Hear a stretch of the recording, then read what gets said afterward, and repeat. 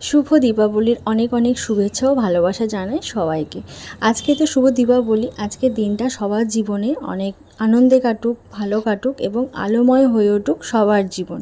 তো দেখো, সন্ধ্যাবেলা আমি আর আমার ছেলে এখন বাতি জ্বালিয়েছি আর লাইটিং করে দিয়ে গেছে ওর বাবা। তো আমার হাজব্যান্ডের তো আজকে ছুটি নেই, আছে কালী পুজোর পরের দিনকে ছুটি। তো দেখো, সন্ধ্যাবেলা আমি এসে বাতিগুলো বসিয়ে দিয়ে গেছিলাম আর আমার ছেলেকে এখন বলেছি একটুখানি পরে এসে বলেছি যে বাতিগুলো জ্বালিয়ে দিয়ে আসবি চ। তাই জন্য বাতিগুলো জ্বালিয়ে দিচ্ছে। আর এই যে সারা ছাদময় পুরো লাইটিং করা আছে, আর সেটাই তোমাদেরকে একবার ঘুরিয়ে ঘুরিয়ে দেখাচ্ছি। আমার তো ভীষণ ভালো লেগেছে, তোমাদের কেমন লেগেছে অবশ্যই কমেন্ট করে জানিও। আর দেখো, পুরো ছাদটা বাতি দিয়ে লাইটিং দিয়ে ভীষণ ভালো লাগছিলো। আর আজকে না আমার বাবার বাড়ির পাড়াতে আজকে ভোগ খাওয়ায়, খিচুড়ি প্রসাদ খাওয়ায়।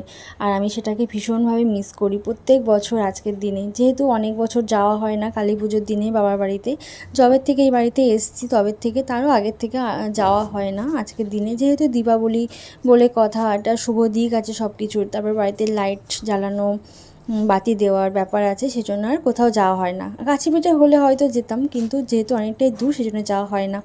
তো কী আর করা যাবে, ভোগ খাওয়ার কথা মনে রেখে এখন বাড়িতে রান্না করতে হবে। তো এখানে তো কোথাও ভোগ খাওয়াই না। তো রান্না করবো আজকে রাত্রে লুচি, ছোলার ডাল, কুমড়োর তরকারি। আর আমার হাজব্যান্ড বলেছে মিষ্টি নিয়ে আসবে। তো এই হচ্ছে আজকে রাত্রিবেলার রান্না। তো কেমন লাগলো অবশ্যই কমেন্ট করে জানিও। আর তোমরা কেমন করে আজকে দিনটা কাটালে, তোমরা খুব ভালো কাটাও আজকের দিনটা। তো শুভ দীপাবলি, সবাই খুব ভালো থেকো, সুস্থ থেকো, টাটা।